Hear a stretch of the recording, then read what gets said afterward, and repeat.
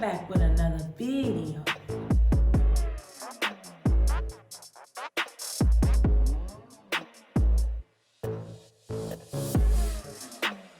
Thanks for watching, you guys. Back with another video. So today's video is going to be my year in review. So we're going to start from January all the way to the end of the year because I had a crazy year. All right, let's just start off that I went from being in grad school, almost dying, and now here at the crib making a video for you. So let's go down the line. Year in review. Let's start with January, February, and March, right before the pandemic hit. January, I was in LA. First week of the year, we are in LA, where it's a school-sponsored trip, but they're, paying for everything, and all we had to do was pay for a flight there. Spent the whole week in LA. And when I said we spent the whole week, it wasn't a let's go to the beach, let's have fun and drink week. It was a every single day work week. We met Andrew Mittman, guys at talent agencies, Beyonce's talent company and manager. Met them, talked to them. The guy there was alumni of Syracuse University. All these networking events we had almost every night. Went to visit all these studios. Sat in the audience for the Fox show. Is it Fox? For the TV show Mom. Yeah, it is Fox. Went to all these TV shows. Met Blossom. I can't think of her real name, but met her producer that's creating a new show for her. I think it should be out by now, but they probably put it on hold because at the time in January, ain't nobody know this pandemic was happening. But you guys know that, but you guys know that, she started her own a new production company, and we were there and we heard it first. Got to talk to her. Her producer is a Syracuse alumni. So many Syracuse alumni that's in the business of television, film production, all that good stuff. So it's a very inspirational month in January. February came, we getting good in the semester. We started a TV show, a little talk show with some of my friends. We got one good episode going through, but it didn't work out because host, and that was my first test of, working with people, who finding out who you can work with and who you can't work with. Some people you just can't work with. But I know the idea and the concept of putting the show together now and all the stuff you need, and you definitely need a full team of people when it comes to creating the show. So I'm hoping that one day I can create that talk show again with some people that's actually know how to play their roles as talent. So that's what we did in February. Ended up hosting a TV review show with school, though, when I couldn't do that. Because, of course, when you are in grad school, you want to do as many things as possible. And that's what I was trying to do. I was trying to do everything. I was trying to get my hand in everything. If you start a show, I'm helping you. I'm recording. I'm producing. If you starting a podcast, let me help you. I want to do it too. Whatever it was, I was ready to do it too. That's how it was.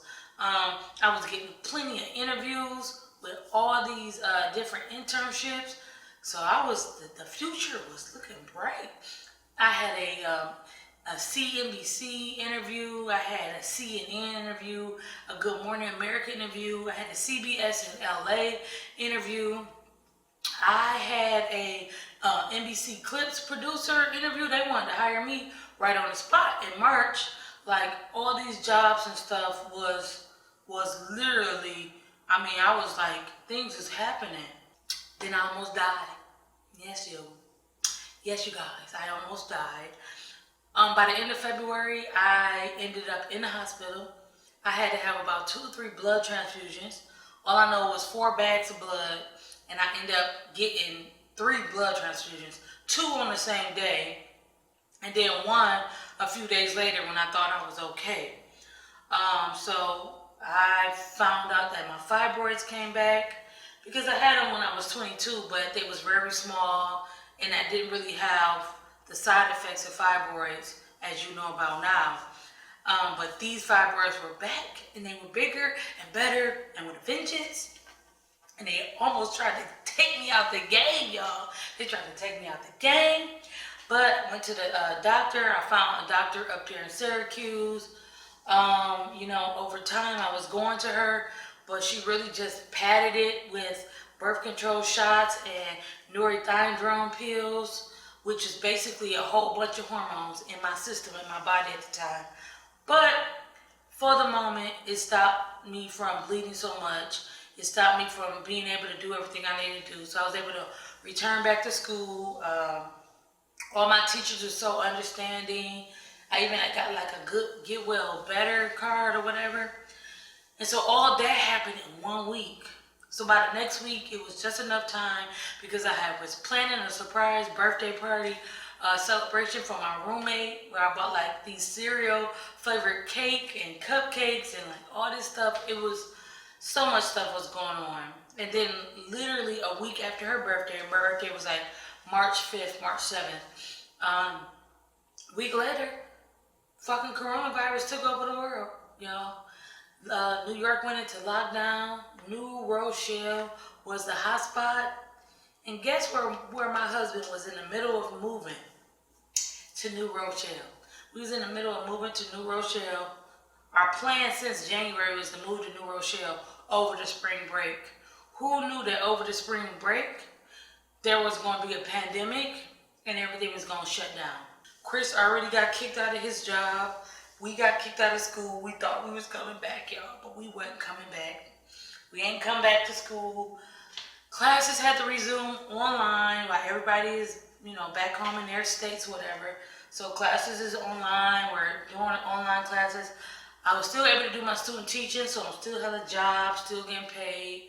Was really blessed for that. But also at the same time, I'm having these issues with these fibroids. The pain for them is getting worse. Every 20 days, I'm having pain for 4 days. Feel like I'm about to die. April, May go by.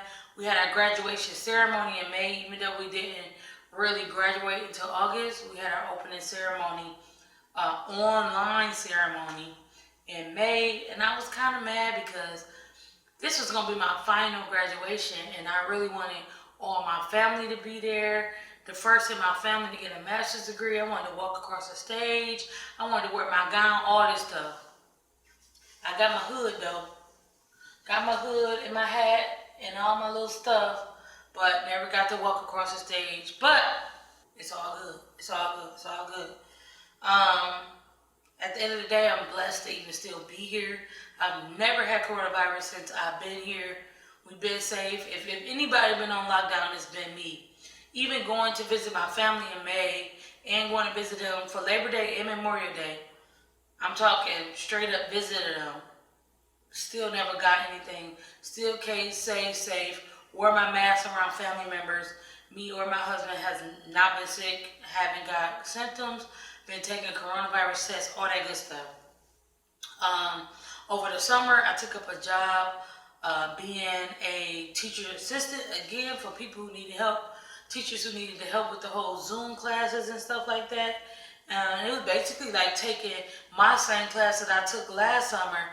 It was basically like taking it for a third time for me. So I'm pretty much a pro when it comes to script writing and, script writing and making films or productions or whatever the case may be.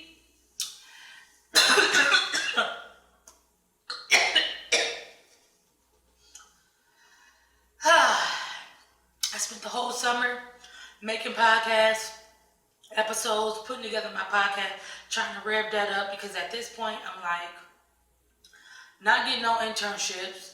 I'm having two to three interviews every month, and nobody's still hiring me. I'm getting to the third round. I'm getting to the round where I'm like, what's wrong? I even had a company tell me one of the real main reasons that they wasn't able to hire me was, in my sense, it said because of coronavirus. Because if it wasn't for coronavirus, they could have been able to teach me something in person. And because they can't teach me stuff in person or one-on-one or whatever the case may be, it's training at home. So they need somebody who actually has a little bit more experience. And that's how, and I don't care what nobody say, and that's why I would say it really affected me, because that's exactly what his email said. Had all these interviews with so many different companies, y'all. So many different companies. And it can get kind of stressful when you know you the greatest. When you know you've been doing everything right, you've had all the internships, you stay active, but you're still not getting nothing. They're saying yes to the people who don't have experience. They're saying yes to the people who didn't do nothing, or the lollygaggers that you know was lollygaggers, and they getting those jobs, positions. It's crazy. Anyway, the year is going by. I finally realized that it's time for me to find a new doctor, because I can't keep going up to Syracuse and dealing with this lady that wasn't trying to help me at all. She wasn't trying to help me. So I finally found this Center for Modern Surgery. As soon as I made an appointment with them, they was ready to give me surgery the next week. I was able to get surgery next week. This is when I discovered what it means to understand and know your insurance. So I really discovered the ins and outs of insurance, in-network and out-of-network. I found an internship working for this production company where I helped them develop and research unscripted television shows. And so I'm still working on that now. I've been working on that actually for the last 4 months. I've been working on a few shows with them. You guys will see them soon, because I will be sharing them. So doing a lot of research for those shows with them. Told them I'm going to be working with y'all until. And I've pretty much been staying busy, y'all. You would have thought I had a full-time job, because every day I wake up, I'm doing research for them, unpaid internships. I need to be getting paid. The stuff I was coming up with, y'all. Unpaid internship, trying to find a job, making videos for YouTube, keeping up with my Instagram, taking these LinkedIn learning classes, taking whatever other free classes they got online, doing it all. So that was my whole year, up to the point of now where I am officially a social media manager for an online company. And I'm going to tell you guys more about that in another video, but I'm doing social media and managing now, and working from home, which is the best thing that I just freaking love to do. And yeah, living a dream, you guys. Been teaching people how to podcast through Zooming with family members, doing all types of stuff, teaching myself all types of stuff, y'all. Anyway, that is my video, my year in review. I had a long year. I could have went more detail, but you know, I ain't about to sit up here and be talking to y'all for 8 hours, because baby, we can do it. We can talk for 8 hours, but I ain't gonna do it. Not today. I ain't gonna do it. Anyway, guys, thanks for watching my year in review video. Thanks for watching, guys. I'll be back. I'm not going to even edit this. I'm just let it roll. Thanks for watching, guys. Deuces, I'm out.